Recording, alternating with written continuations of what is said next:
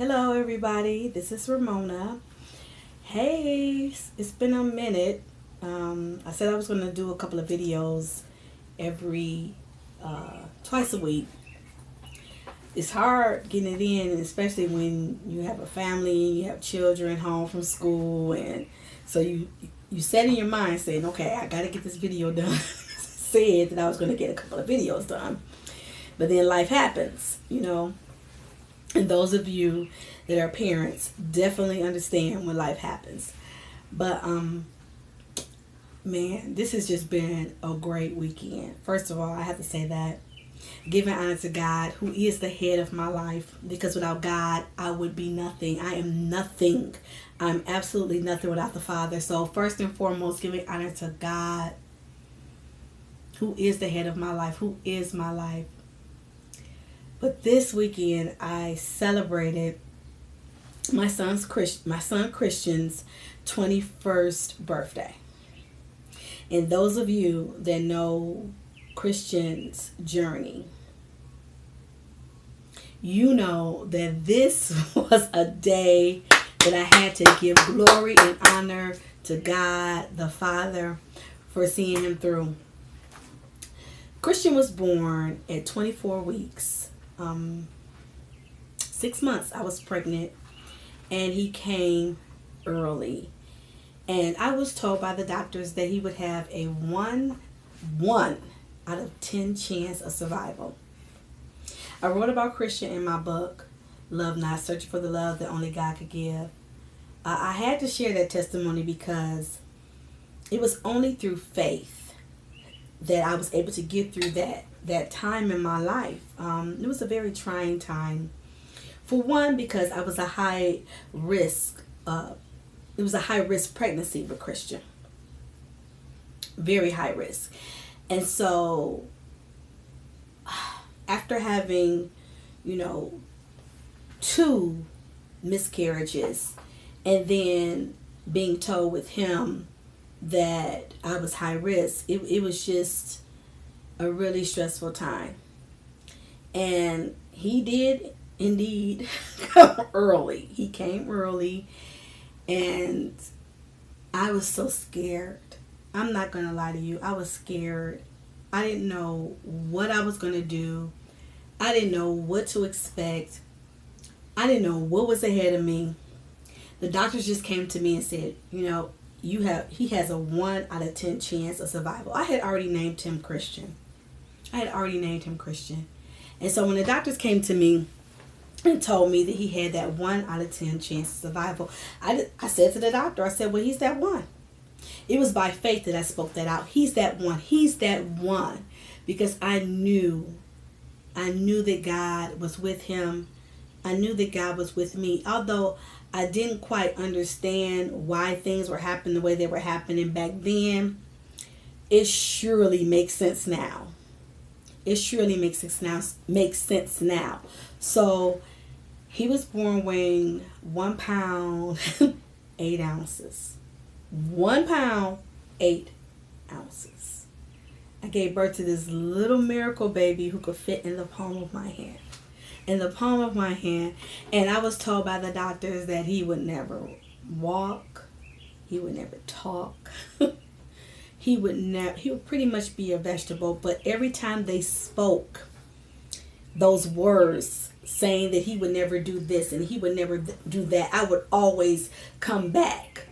Even in my mind, when they would say, oh, he would never walk, I'd be like, I rebuke that. He will walk. He will talk. In my mind, I would say, oh no, he will walk. He will talk. Because God has the last say so. And just during that journey, just the things that I went through, in my first marriage, those of you who were there know what happened. And I even write about it in my book. Like I said, I shared it in my book. I told everything. I'm not going to exclude anything, because there are other young women out there, who are having children, with low birth rates, children that are coming early, children that are coming prematurely.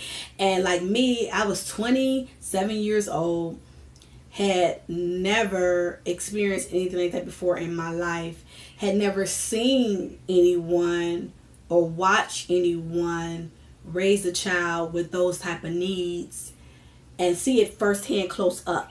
So this was all new to me. And so I shared it in the book because I know there are other mothers out there. There are other mothers. Matter of fact, I've even gone down to Children's Hospital and spoke to some of those new mothers and told them, encouraged them, ones that are sitting in the waiting room for therapy and with their children and waiting to see, the physical therapist and the speech therapist. I've even went down there and have encouraged a couple of those women and said, especially those young ones, and say, hey, it's going to be all right. You see me? I went through the same thing. I didn't know what to do. I didn't know where to go. But I prayed and I asked God to guide me. And I had angels around me. My grandmother, she held me down. My grandmother, Alice Calhoun, held me down. When I didn't know where I was going to go, I didn't know what I was going to do, she said, you got this. You have this. You're going to be all right. You have your family to support you. God the Father and my grandmother. I honor her for being there for me, because she helped me. And there was some bumps in the road, because as Christian got older and the diagnosis came, and some came and went. I had multiple diagnoses. I'm like, well, what is it? What's the classification? First they said he had cerebral palsy. Then they said he had autism. Then they said, oh no, he doesn't have autism yet. So I went through so much just trying to get a diagnosis for my son. And for those of you who are out there and who are getting these new diagnoses, don't stop. Don't quit. You fight. You research. You find out, what can you do to help your child? If they're giving him a diagnosis of autism, then you get those, you research, you find those facilities, you find those organizations that will help him with speech. You get the resources out there. You get them. You find out, what you can do to help your child every day. You download those resources. You download those printed books or whatever, and you get those flashcards. You show them the flashcards with boy, girl, sit, eat. You show them those flashcards, because that's what I did. That's what I did. And I enunciated those words daily. There were times I even put my Christian's hand on my throat so he could feel the vibration of my throat. And I believed in prayer. I prayed. I went to even the man of God and asked him to pray for my son, because I was not just going to accept what the doctor said. Yes, I believe in doctors. Yes. If it wasn't, for the Lord and the doctors, my son wouldn't be here today. They brought him through. And he was this tiny, and like I said, could fit in the palm of my hand. And he was my miracle baby. And he is my miracle baby. 21 years old, he's still my miracle baby. And he's walking, he's talking, he's on the computer. And I did not mean for this video to go over 5 minutes, but when you're talking about the goodness of God, and when you're talking about people who have been there for you, who saw, ahead and believed in you and believed in your child, like my grandmother, like friends and family who was there for me, like my church family, Great Faith Ministries, who was there for me. You can't say, okay, well, I'm only going to talk about this for like 5 minutes. No, you have to talk about it, because it's important. It's important. And so I celebrated Christian's birthday 2 days ago. It was awesome. We had a great time. And we're still celebrating. But I just had to give my testimony, on that and all that I went through as a mom. And there are other moms out there. And I just want to encourage you to not give up on your child. Continue to have faith. Continue to pray. Continue to lay hands. Continue to ask the Father to heal your child. And it's possible. That's the reason why I call my son my miracle, because I was told of so many things he wouldn't be able to do. and he writes, he spells. Oh, he spells so well. He operates the computer, the laptops. He loves laptops. He loves music. When we're in the car, he's like, volume. He wants the volume up when we're listening to in the car. He loves rap music, and sometimes he does turn on 102.7, listen to gospel too sometimes when he's tired of rap. But I just thank the Lord. I thank God for him. He changed my life. I didn't know what real love was until my son. I was a different person back then. And I was very selfish. I admit I was very self-centered. And some might even say, well, I'm not going to use that word, but yeah, I was like the B word, But Christian did something to my heart. He softened me. He made me realize that it wasn't about me, that there was somebody out there who really needed me. And it was hard at first because I was in denial. I didn't want to accept the fact that my child had a special needs. I didn't want to accept it. I didn't want to believe it.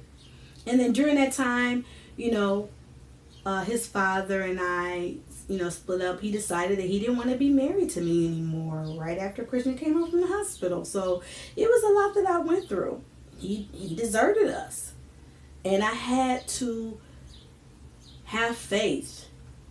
And I had to hold on to God's unchanging hand. And I had the support of my family, especially my grandmother, during some really, really, really rough days.